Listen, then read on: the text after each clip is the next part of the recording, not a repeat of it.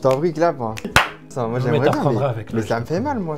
Mais non, mais j'ai pas un problème de claquement. J'ai pas de problème de claquement, c'est pas le problème. De coordination. Je sais pas pourquoi tu parles de problème de claquement, j'en ai pas de problème. Bon, là, j'avoue, je claque pas super bien, mais bon, c'est pas la question.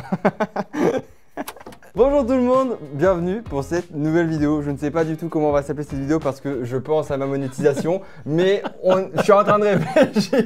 Je suis aujourd'hui avec Gilbert, comment ça va? Ça va très bien. Est-ce que tu peux te présenter pour ceux qui te connaissent peut-être pas? Je suis de la chaîne Charles.co, dans laquelle on parle de plein de sujets, de santé sexuelle et plein d'autres sujets de santé. C'est une chaîne YouTube qui s'appelle Charles.co et c'est aussi un site de téléconsultation. On a des problèmes d'érection, d'éjaculation, de libido, d'andropause, etc. La médecine sexuelle globale. Voilà. J'ai fait une vidéo qui est disponible sur sa chaîne également, qui est très drôle et très intéressante en même temps, et ça c'est fou d'avoir les deux. Il nous a livré quelques secrets de sa vie sexuelle.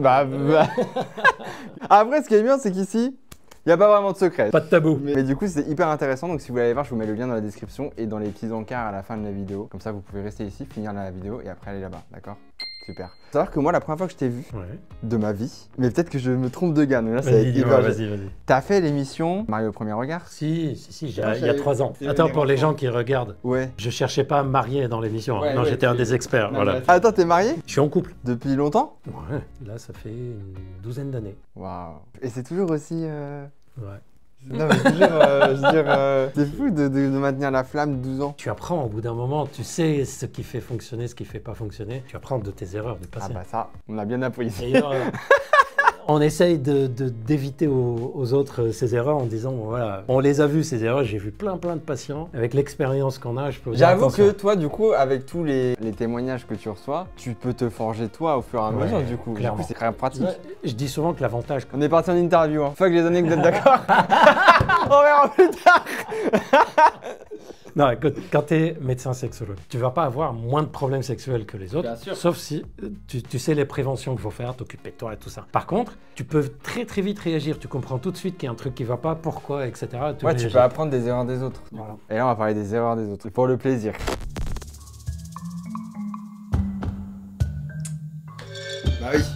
Bah oui, évidemment. Fallait s'en douter. Je suis content de vous voir, ça va ou quoi?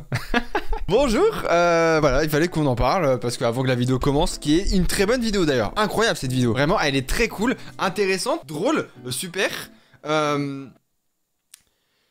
Super. Aujourd'hui, mesdames et messieurs, évidemment, la vidéo est sponsorisée et pas par n'importe qui, mesdames et messieurs. Vous connaissez ce sponsor depuis quelques mois maintenant. On travaille ensemble et ça se passe très bien. Et j'ai que des très bons retours avec vous. Et du coup, je suis très content. Mesdames et messieurs, cette vidéo est sponsorisée par BetterHelp. Si vous ne le connaissez pas, sachez que ça va être très intéressant. Donc, écoutez-moi, ça va rien dire ce que je viens de faire. C'est un site qui va pouvoir vous aider au niveau de votre santé mentale et ça, on en parle énormément sur la chaîne, c'est ultra important et du coup, c'est ultra important pour moi d'en parler. Surtout que là, nous rentrons dans la période hivernale. Novembre, décembre. Décembre, je pense que c'est le pire mois pour beaucoup dans l'année. Parce qu'il y a les fêtes, il y a Noël, il y a le Nouvel An, etc. Beaucoup d'entre vous, vous allez peut-être passer Noël seul ou juste les fêtes tout seul, etc. Et il y en a beaucoup qui vont peut-être déprimer, etc. Et donc, je peux comprendre que c'est une période ultra compliquée. Et je pense que c'est dans cette période-là où c'est important de ne pas être seul et de pas être dans son coin et de pas ruminer et pas de s'isoler, en fait, tout simplement. Du coup, potentiellement, ça pourrait vous intéresser. Je conseille très régulièrement d'aller voir des thérapeutes, que ce soit en cabinet ou pas, mais d'aller voir des thérapeutes pour pouvoir discuter, extérioriser, peut-être prendre du recul aussi, peut-être positiver sur certains problèmes de la vie. Là aujourd'hui, le thème de la vidéo c'est la sexualité, mais ça peut être du coup, la sexualité amène énormément de problèmes, que ce soit des problèmes de confiance en soi, que ce soit des problèmes d'image qu'on a avec notre physique. Bon, ça rejoint un peu la confiance en soi, finalement.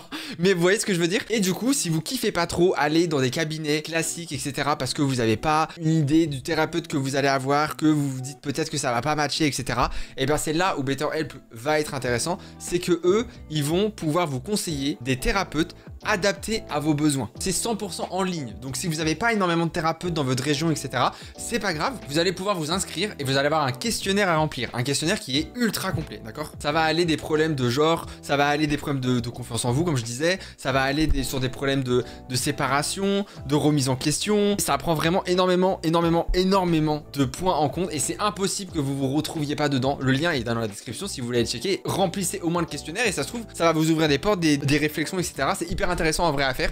Vous pouvez au moins faire ça déjà pour essayer. Une fois que le questionnaire sera rempli, vous serez ensuite contacté par un conseiller qui sera le plus adapté aux réponses que vous aurez données au questionnaire et du coup à vos besoins. C'est des thérapeutes enregistrés à l'ARS et qui utilisent les mêmes déontologies que des thérapeutes en cabinet, etc., etc. Donc ça ne change absolument rien que vous soyez en cabinet ou sur BetterHelp, c'est la même chose, d'accord? L'avantage de BetterHelp, c'est que vous pouvez soit faire un visio si vous voulez voir la personne comme dans un cabinet mais sans forcément sortir de chez vous. Pour X raisons, encore une fois, ça peut être vous avez de l'anxiété sociale, vous n'avez pas envie de sortir, il pleut.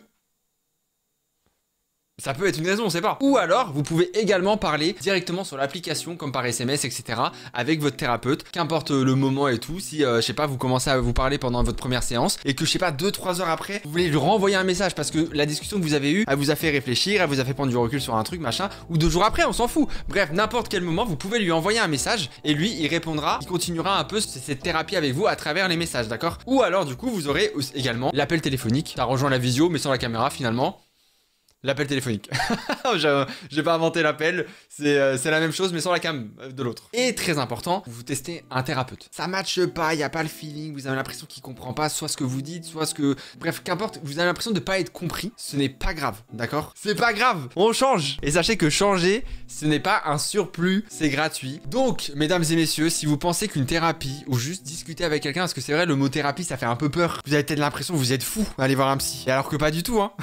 Vraiment pas. N'hésitez pas, il y a le lien qui est actuellement dans la description. Au moins, cliquez dessus, remplissez le questionnaire, etc. pour voir. Ça se trouve, vous allez voir dans le questionnaire des sujets, des questions qui vont vous tilter, vous dire ah putain, j'avoue, j'aimerais bien parler de ça et tout. Testez un premier mois, d'accord? Et puis on verra. On verra. Et si c'est pas bien, vous pouvez annuler l'abonnement à tout moment quand vous le souhaitez, d'accord? Avec mon lien dans la description, du coup, vous allez bénéficier de moins 10% sur votre premier mois. Donc en vrai, testez sur le premier mois. Au bout d'un mois, vous voyez. Faites un bilan. Faites une réunion avec vous-même. Est-ce que ça a été utile? Est-ce que ça vous a fait du bien? Est-ce que vous avez l'impression que ça vous a aidé? Si oui, et bah dans ce cas-là, tant mieux. Vous avez peut-être découvert quelque chose qui peut vous aider. Sinon, et bah tant pis. On annule. Qu'est-ce que je vous dise moi? Mais c'est pas grave, on s'en fout. Donc voilà, donc n'hésitez pas à tester, le lien est dans la description. Juste au cas où, je vous le dis quand même. On va parler de sexe, y a pas de souci. Mais c'est pas hard ou c'est pas abusé, c'est pas too much, d'accord? C'est ultra bienveillant, c'est fait avec un vrai professionnel, d'accord? C'est un vrai professeur, c'est un médecin le gars. Hein. Donc voilà, c'est juste important de le préciser quand même avant que la vidéo commence. Voilà, moi je vous laisse, je vous fais des bisous et à très vite.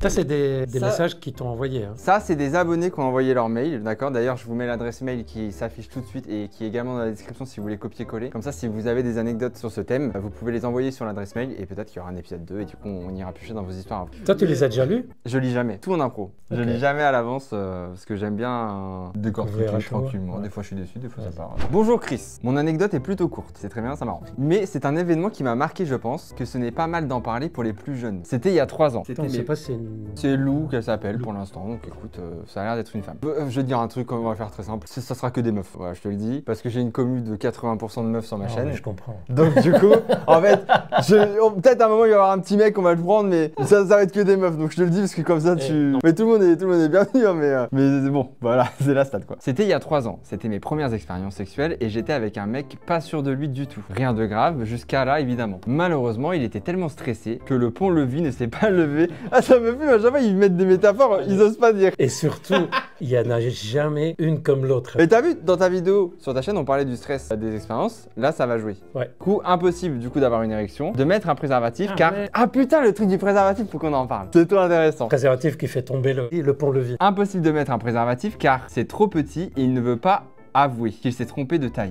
Bah attends, mais là c'est plutôt flatteur du coup. Ah non, c'est trop petit, pas le préservatif. Ah, le pénis trop petit et il a pris un XXL en... Oui, moi j'avais compris l'inverse, mais du coup je comprends pourquoi c'est pas flatteur. Ça aurait pu s'arrêter là, sauf que dans ma tentative de le rassurer, il m'engueule, me dispute et s'énerve sur moi à base de « mais tais-toi, je suis pas stressé, arrête de dire ça, vas-y ». Waouh. Voilà, il est piqué dans son ego le monsieur aussi. Tant pis, on abandonne et on reste simplement sur les prélits. Il passe sous la couette pour rester poli, sauf que je sens rien. Oh non mais attends, mais c'est pas possible, il y a 0 chance là. Ah non, c'est parce que t'as vu la suite. Bah non, attends, j'y suis pas. Tu lis plus vite que ton nom toi. Ah, ouais. Je ne comprends pas ce qu'il me fait, alors j'essaie de le guider, il ne m'écoute pas. Je ne comprends pas ce qu'il me fait. J'imagine ça, mais Mais qu'est-ce que tu fais? Comment c'est possible? En fait, le problème, c'est que là, il n'y a plus de communication depuis longtemps. Il ne l'écoute même plus. Il l'a engueulé. Bah, je sais même pas comment ils ont réussi à continuer. C'est. T'engueules, vas-y, allonge-toi, laisse-moi faire. Non, mais jamais de la qu'il vie. fait Jamais de la vie. Donc, je l'appelle, je bouge pour qu'il arrête. Je l'appelle. Il est lourd, hein. Il se relève d'un coup, fait claquer la couette et l'enlève violemment et s'énerve et m'engueule. Oui, bah c'est bon, putain, tu saoules. Ah mais c'est catastrophique, hein. Affreux, quand c'est tes premières expériences, je me mets à pleurer car je suis sensible et je m'en vais. Bon, elle a bien fait de partir. Hein. Ah bah de toute façon, il y avait que ça à faire, hein. Je sais pas ce que je peux en tirer de ces anecdotes. Peut-être que messieurs, ne soyez pas rancuniers, le sexe n'est pas une question d'ego, arrêtez de vouloir prouver et écoutez vos partenaires. Et ben, c'est la conclusion est parfaite, je trouve. C'est ce qu'on disait dans ta vidéo aussi d'ailleurs. Ouais, il y a 2-3 trucs sur lesquels il faut s'arrêter. Elle est géniale cette anecdote. Ah bah elle est très bien. Elle est géniale. Enfin, ce qu'elle a vécu n'est pas génial. Ah, c'est malheureusement. Premièrement, le fait d'avoir une panne lors d'une première rencontre. Tiens, je te pose la question. À ton avis, nous on a fait une enquête avec Charles.co, avec l'IFOP, on a posé des questions, en particulier à des jeunes. Est-ce que ça t'est déjà arrivé de ne pas avoir d'érection lors d'une toute première rencontre, première fois avec une personne? À ton avis, combien disent oui sur peu? Combien disent oui? Alors soit ils sont très francs et c'est beaucoup, soit... C'était anonyme, donc normalement... Ok, donc ils peuvent assumer, je pense, un... Bah, après je me rends pas compte du pourcentage, mais un 65%, un truc comme ça. T'es pas loin de 60, qui ont déjà au moins une fois. Et tu as 25 à 30% qui disent c'est à chaque fois. Chaque nouvelle rencontre. Par contre, un peu à la fois, si ça devient une relation régulière, là ça va aller mieux. Parce qu'on se met une telle pression pour assurer. Bien sûr. Moi, il y a un truc que c'est souvent dans les premières relations avec la meuf. C'est la première fois qu'on couche ensemble. Je ne viens jamais, genre. Ouais, c'est l'excitation qui est... C'est arrivé qu'elle le prenne un peu mal dans le sens où elle est en mode Ouais, c'est moi le problème et machin. Alors que rien à voir, juste je n'explique pas, je dure longtemps et ça vient pas. C'est la même chose que ça, mais à un niveau moins fort. Quand tu es au repos, là par exemple, on est en train de parler et tout, notre niveau d'excitation sexuelle, normalement, il est à 0. Moi, il est au max. Bien, là, mais... voilà. Après, c'est toi qui vois, mais... Il y a des situations, voilà, on est au 0. Quand tu commences à te rapprocher, il y a un jeu de séduction, puis ensuite le contact, etc., l'excitation commence à monter. Plus elle va monter, plus elle va déclencher des choses. Premier truc qu'elle va déclencher, c'est le fait que le pénis commence à réagir, ça chauffe. Chez les femmes, c'est le truc qui chauffe dans le bas du ventre. Ce qu'on appelle les papillons dans le ventre, c'est juste le sang qui circule. Ok. Premier niveau, érection. Si tu continues à être excité, tu vas arriver ensuite à un autre niveau au-dessus, c'est celui de l'orgasme de la jouissance. Si tu es perturbé, concentré, pas complètement à l'aise, de façon importante, ça va être le premier niveau n'est même pas atteint, donc l'érection n'est pas atteinte. Si tu es perturbé, mais ça va, tu arrives à t'en sortir, mais quand même tu penses un peu, c'est le deuxième niveau qui sera atteint et donc tu auras du mal à jouir à ce moment-là. Okay. Et c'est pour ça qu'il y a plein de personnes qui disent que c'est quand ils sont dans une relation régulière que leur fonctionnement sexuel est de mieux en mieux, parce que justement on enlève une pression. Ah oui, ok, d'accord. Pourtant j'ai pas l'impression d'être sous pression ou de stresser pour un truc, tu vois. Attention, on n'est pas en train de parler de l'anxiété classique, du stress, on est en train de parler de ne serait-ce que le fait de penser. Ah oui, et moi je pense beaucoup. Ouais. Allez, forcément. Et puis il y a le préservatif. Alors. Les personnes qui ont un fonctionnement comme ça dans la tête, le fait de poser le préservatif, en fait, c'est un moment où ils réfléchissent un minimum. Si la réflexion se réveille, ça y est, l'excitation ressort. J'y viens du coup. Moi, j'ai ce problème. Et souvent, pendant que je vais le mettre, je vais demander à la fille de toucher ou ouais, c'est ça, pour regarder le truc, pour qu'une fois qu'il est mis, on enchaîne. Et comme ça, j'ai pas le temps de réfléchir. Et du coup, ça me fait penser à ça, ça m'en fout. En fait, c'est ça. C'est souvent des personnes qui ont cette capacité à vite se mettre, à cogiter, faire attention, etc. Moi, je pense tout le temps. Mon cerveau, il réfléchit constamment, il s'éteint jamais. Et c'est simple. Et il y a la question de la taille. La taille qui complexe énormément de gens. Déjà, ah putain, je vais pouvoir poser cette question. J'espère qu'il va pas me demander la taille de mon pénis. Non, je veux pas savoir. Mais toutes les meufs en général disent souvent la phrase de « c'est pas la taille qui compte ». Est-ce que c'est réel? Chez la plupart des filles, oui. Il y a par exemple une étude, on a fait des moulages et on a demandé aux femmes de choisir celui qui leur paraît le mieux pour elles. Figure-toi que la taille qu'elles ont choisie tourne aux alentours de 13,8, 13,9 cm en longueur. Or, la taille moyenne du pénis en érection est aux alentours de 13,3, 13,4. Donc à 0,4 cm près, elles ont choisi la taille moyenne qu'on connaît. C'est rassurant. Oui, c'est rassurant. Là, ce qui va pas, c'est pas la taille de son pénis, c'est son attitude, qui était du genre « non mais je vais montrer ce que je sais faire ». En fait, c'est l'ego du gars un peu, c'est limite de la compétition, tu vois, pour lui. C'est de la compète en mode regarde, je suis un bon coup. Alors qu'au final, c'est devenu le pire coup de sa vie. Il a tout perdu, le gars. Il est devenu du meilleur au pire. D'ailleurs, si vous êtes en couple ou si vous êtes dans une relation, peu importe, faites un test. Posez la question à votre partenaire. Sur les derniers mois, quel est le rapport sexuel que tu as kiffé le plus entre nous. Vous notez ça sur un papier et vous comparez. Bah, vous allez voir que c'est pas sûr que vous allez parler du même. Et puis surtout, intéressez-vous au partenaire, surtout savoir ce qu'elle aime pas, ce qu'elle a peut-être envie d'essayer, pas envie d'essayer, et vice-versa les deux, tu vois. Si dans ma dernière relation, on avait un peu ces discussions-là. Et du coup, moi, ça me permettait, vu que en plus je suis dans l'analyse constante, de savoir qu'il faut que je fasse, que je priorise, que machin, ce qu'elle va préférer, machin et tout. Là, en fait, il a tout misé sur la performance et il a raté tout le reste. C'est-à-dire la complicité, le fait de passer un bon moment. Mais en ratant tout le reste, il a même raté la performance, du coup. Ouais, parce qu'elle me dit, je ne sais même pas ce qu'il faisait. Pour rater ça, il collait un truc. c'est quand même dommage. Surtout, les gars, ne restez pas dans votre coin avec ça. J'ai vu des mecs qui sont restés célibataires 2-3 ans, ils disaient, ouais, j'ai pas envie, je préfère être seul. Et le jour où ils ont osé consulter, ce jour-là, ils te disent, mais en fait, je le vis super mal, c'est juste que je n'ose plus. Ah, c'est vrai qu'on parle, c'est quand même ton taf à la base au final, mais moi je parle beaucoup de santé mentale. Du coup, on va beaucoup parler de psychologue, etc. Mais c'est vrai qu'on ne parle pas assez de sexologue. Puis on a fait justement par téléconsultation parce qu'on sait à quel point c'est difficile. Je sais pas si tu connais la stat. Sur une centaine de personnes qui a des problèmes sexuels et qui dit ce problème m'embête, j'aimerais le résoudre. À ton avis, combien osent consulter? Ah, mais pour moi, c'est vraiment c'est minime de fou. Parce qu'il y en a qui doivent avoir beaucoup honte. Je pense que c'est moins 20%. Pile, c'est ça le chiffre. Et voilà. Incroyable. T'es fort. Ce chiffre n'a pas bougé depuis pratiquement 40 ans. Bah, ça me choque pas du tout. Je suis déjà choqué des gens qui ont peur d'aller voir un psychologue parce que soit ils ont peur de se rendre compte qu'ils sont fous, ou qu'ils ont un problème, ou que juste c'est la honte d'aller voir un psy. Alors qu'en vrai, c'est hyper important et je pense que d'ailleurs on devrait voir des psys dès l'enfance. D'être jugé. D'être jugé de fou constamment et de se donner. D'aller voir un psy, c'est un peu se mettre à nu, tu vois. Et donc, du coup, le step au-dessus du sexologue, c'est qu'en plus on parle d'un sujet qui est tabou, qui peut être hyper. Ça peut casser une personne pendant des années. Là, ça peut niquer sa confiance en soi, tu vois. Et du coup, je comprends encore plus qu'ils aient du mal. Bonjour Chris et son superbe invité. Merci. Eh, on peut en parler quand même. T'as 50 ans. Ouais. Beau gosse de fou. Tu les fais pas. Je suis choqué. C'est vrai. Je te jure. Tu verras, toi, tu seras la relève. Non. 50 ans, ça va être catastrophique ici. Déjà, sur la vidéo qu'on a faite, la première. Tu m'as dit, est-ce qu'à 50 ans, on peut encore... Bah, je demande. Je sais pas. Moi, ma mère, elle a 50 ans. Et il a bugué en parlant de ça. Bah, il n'y a pas... Non, mais ça, c'est parce que tu penses à ta mère. Non, mais... Ça n'a rien à voir. Non. Ça a tout à voir. Non, quand toi, tu auras 50 ans, tu vas pas penser à ta mère, tu vas penser à toi. Oh non.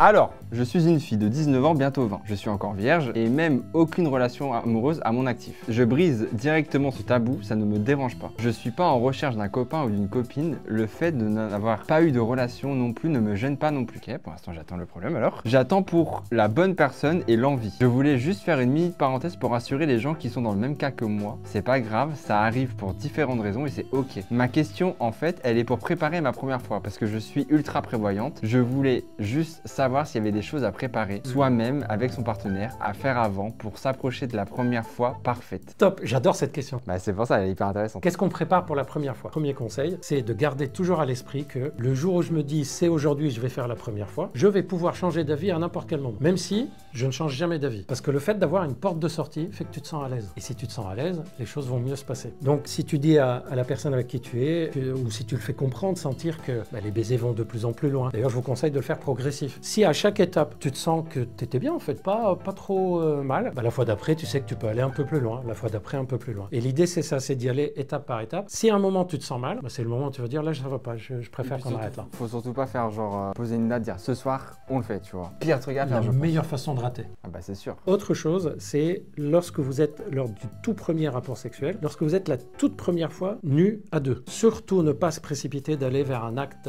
avec pénétration, etc. Prenez le temps de découvrir votre corps. Prenez le temps de découvrir le corps de l'autre. Si ça se trouve, vous aurez envie d'aller plus loin. Surtout que c'est pas dans la pénétration que tu apprendras le plus. Non. Un truc que j'ai besoin de dire. La pénétration, d'un point de vue médical-scientifique, elle a un seul intérêt, c'est avoir des enfants. Elle a un deuxième intérêt, là si on veut être vraiment dans la médecine sexuelle, c'est quand même le moment où deux personnes sont le plus proches physiquement l'un de l'autre. Mais non mais c'est fou, mais je me vole mes mots.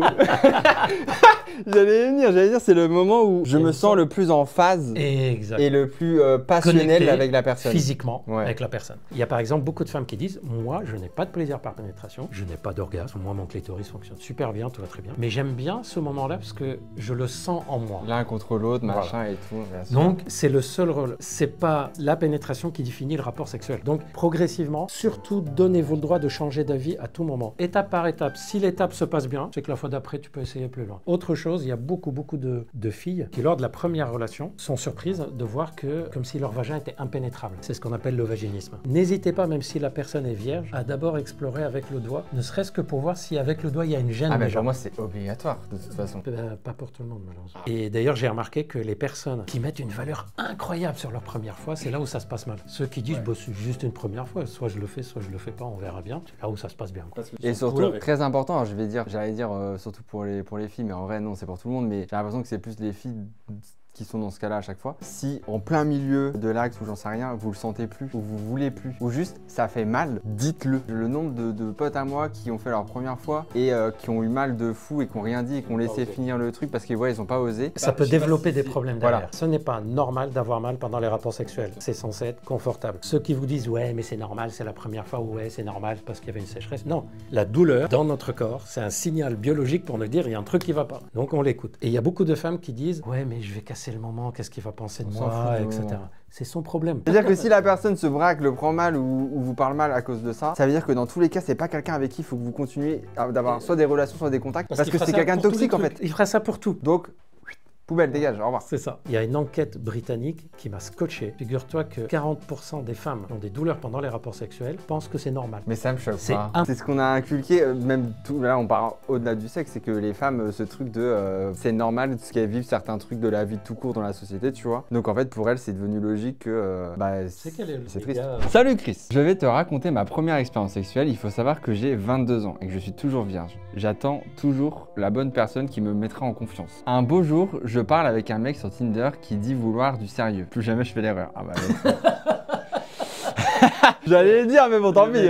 Je veux du sérieux pour une fois. Bah oui, mais on connaît. Mais après, des fois, tu veux du sérieux, tu vois la meuf. Ça matche pas. Ça matche pas, tu vois, malheureusement. On se rencontre plusieurs fois, il est beau, il me fait rire, et surtout, première fois que je n'arrête pas de rougir. Non, mais carrément. Dès qu'il me regarde, je rougis. Non, mais ça va. Au bout de 1 mois, alors qu'il y avait déjà plusieurs red flags. Ah, bon, comment on est passé de je rougis tout le temps à des red flags? Il me propose, pour se faire pardonner de certaines maladresses, de venir chez lui et qu'il me prépare une bonne petite soirée. J'ai envie de savoir quelle maladresse. Bah, peut-être qu'on va y venir. Déjà, je le préviens que je suis pas prête, donc il n'y aura rien. Il me dit qu'il comprend et me rassure même en me disant qu'il y aura son frère, donc on sera pas seul. Une fois chez lui, le début se passe bien, mais vient le moment du film dans le lit. Déjà, quand je me change et reviens en pyjama, il me dit pourquoi t'as un pyjama et insiste pour que je dorme nu. Ok, bizarre. Je refuse, puis après plusieurs insistances de sa part, j'enlève le haut. Aïe aïe aïe. On y revient, un truc de vous n'êtes pas obligé de quoi que ce soit en fait. Hein. Dans le lit, il force aussi pour avoir des petits câlins et finalement que je le touche.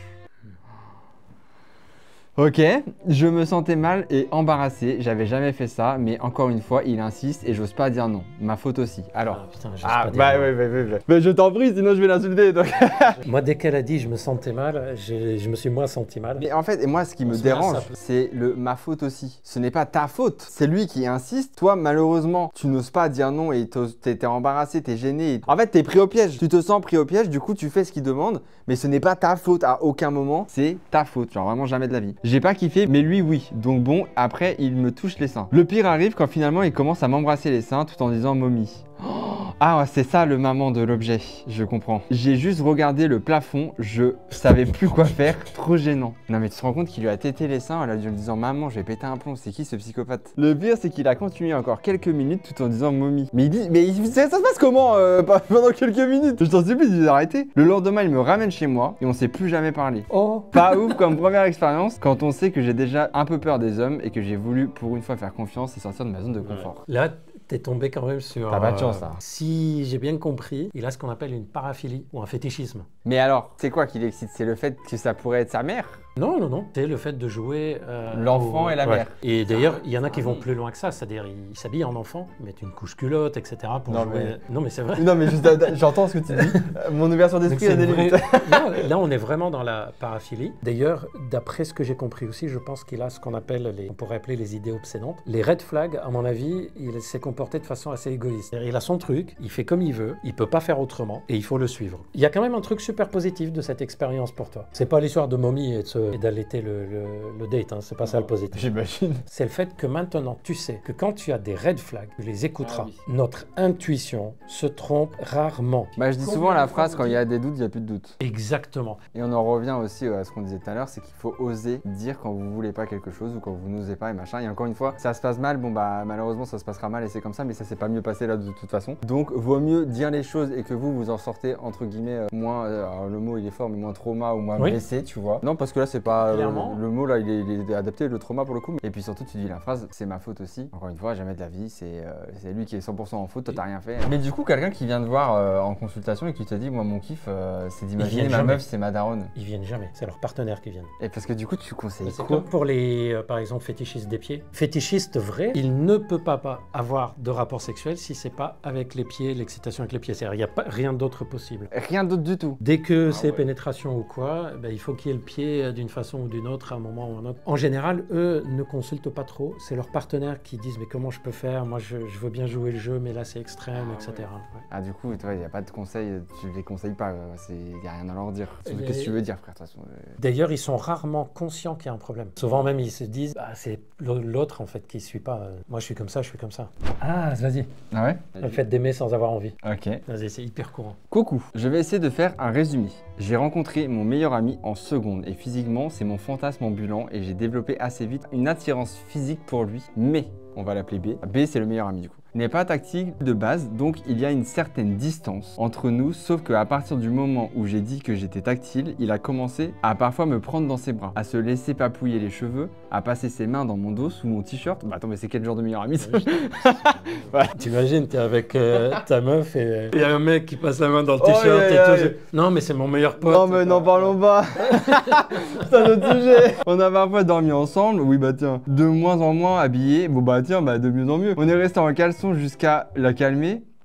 Jusqu'à Attends quoi? On est resté en caleçon jusqu'à... Ah, calmez-vous. Calmez-vous. Ah, oui mais alors attends, excuse-moi, calmez-vous, calmez-vous. Bah tu nous dis main dans le t-shirt, on se couche ensemble. Et je dors en caleçon avec mon meilleur pote. Et toi, calme-toi, hein. Ça va pas quoi? Et j'ai fini par lui demander clairement si je pouvais l'embrasser. Ah bah moi c'est clair. Après avoir compris que je voulais pas lui faire juste une bise, il a refusé. Une fois, deux fois, trois fois. Et il a fini par lui me demander si on pouvait s'embrasser. J'ai sauté sur l'occasion évidemment. Mais qu'est-ce que c'est que ça là? Il a dit non 5 minutes, hein.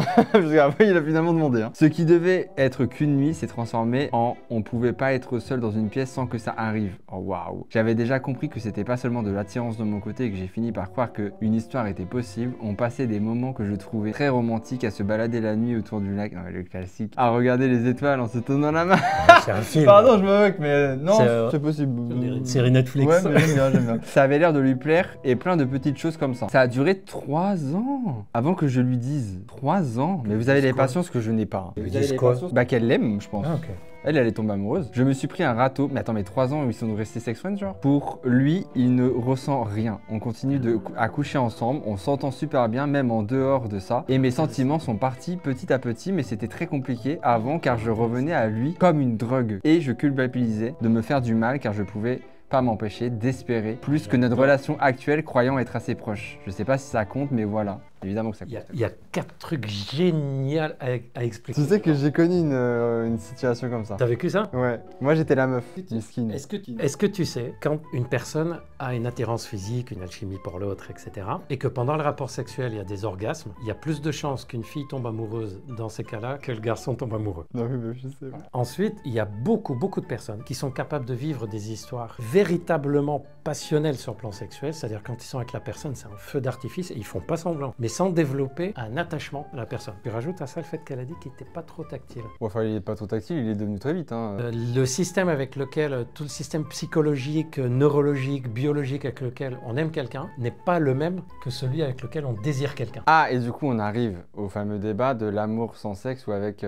Enfin, le sexe sans amour ou avec amour. Sans sexe. Ouais. Moi, j'ai vu des hommes, dans son cas, me dire « Non, je suis pas amoureux d'elle et je ne peux pas lui dire je l'aime, je serais en train de mentir, mais il souffre comme pas possible si elle arrête. » Je dis « Mais il se fout de notre gueule ou pas ?» Non, non, il a un attachement purement sexuel. Et est-ce que tu as remarqué qu'elle dit que un peu à la fois ses sentiments ont changé? Alors, au moins, c'est une sorte d'intelligence psychologique. Je vais pas aller dans le mur. Et elle a utilisé un mot que j'adore. Elle a dit c'est comme si c'était une drogue. C'est pas comme si c'était. C'est une drogue. Si vous regardez les IRM, c'est-à-dire les images qu'on fait du cerveau de quelqu'un qui est en phase passionnelle, amoureux, amoureuse, on a pratiquement les mêmes images que quelqu'un qui est drogué, qui est dépendant à la drogue. C'est le sentiment d'ailleurs que je kiffe le plus de ma vie, je pense. Et tout le monde aimerait que ça dure toute la vie. Ah mais je te jure.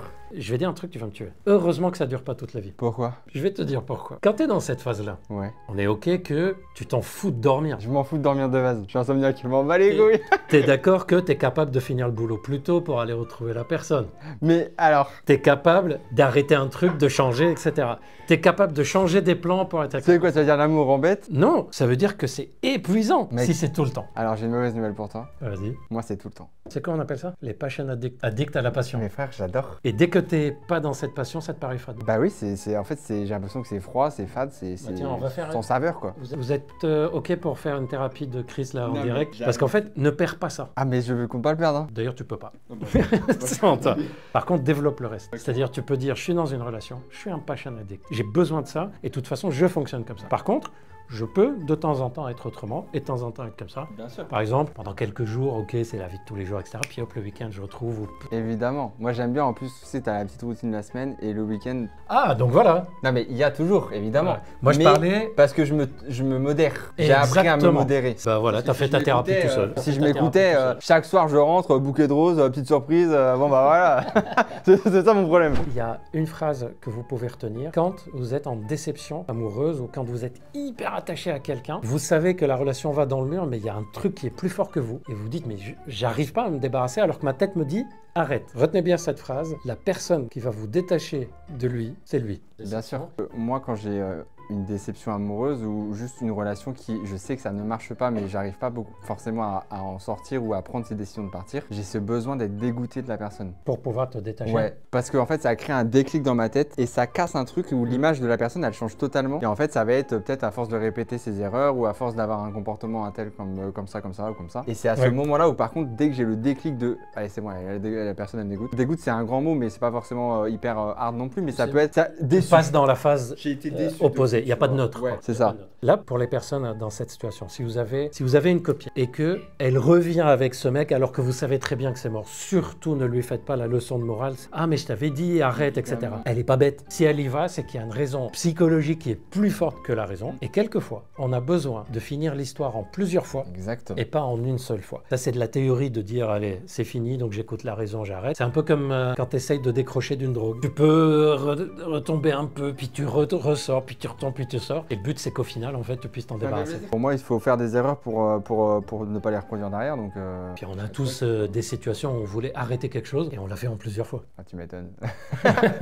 Eh bah, écoute, sauf si tu avais quelque chose à dire encore sur cette anecdote, mais... Non, je voulais remercier d'avoir raconté ça, parce que c'est hyper instructif pour tout le monde. Les anecdotes étaient très cool, Ah ouais. hyper intéressantes. Je vous remets le mail à l'écran et il est également dans la description si vous voulez checker pour envoyer d'autres anecdotes et peut-être qu'on fera un épisode 2. En tout cas, merci énormément à vous d'avoir joué le jeu et de... Parce qu'encore une fois, bon, en soi, en général, vous savez que c'est anonyme. Des fois, on lâche vos prénoms, mais parce que par exemple, Maëva, il y en a 12 millions en fait. On s'en fout. Mais je trouve ça cool de nous faire confiance Ouais, et vraiment. de vous confier quand même à nous parce que, bah, mine de rien, surtout sur ce thème aujourd'hui, c'est encore plus privé qu'autre chose. Et moi, je peux vous dire, dans mon domaine, vous n'avez pas idée à quel point ça rassure des personnes de se dire « Ah, mais je suis pas le seul à avoir vécu ça ». C'est exactement pour ça. Hyper rassurant, À chaque vraiment, fois, ça a je deux prends le sens. temps de Ouais. même. Et je pense que c'est trop important du coup ce genre de vidéo où évidemment il y a le côté anecdote un peu rigolote et tout machin. Et c'est pour ça que je ne cesse de répéter sur ma chaîne, sur tes vidéos, etc. Quand vous avez des situations difficiles, ne restez pas seul Exactement. face à ça. Soit des gens proches en qui vous avez confiance, soit vous consultez des médecins sexologues, psychologues, thérapeutes, peu importe. Ne restez pas seul. Exactement. Eh bien écoute, merci beaucoup d'avoir Merci à participé toi. à cette vidéo. Merci C'était tout le trop monde. cool. Je vous mets également la vidéo qu'on a fait sur sa chaîne. Vous pouvez cliquer, Si vous voulez apprendre aller des voir. choses sur Ça y est. Chris. Vous allez apprendre 2-3 Ouais. trucs. Peut-être. Moi je vous donne rendez-vous très bientôt pour une nouvelle vidéo. Je vous fais des bisous et on se donne rendez-vous une prochaine fois.